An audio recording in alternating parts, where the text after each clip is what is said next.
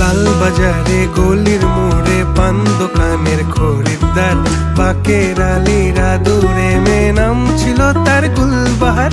লাল বাজারে গলির মোড়ে পান দোকানের খরিদ্দার, বাকের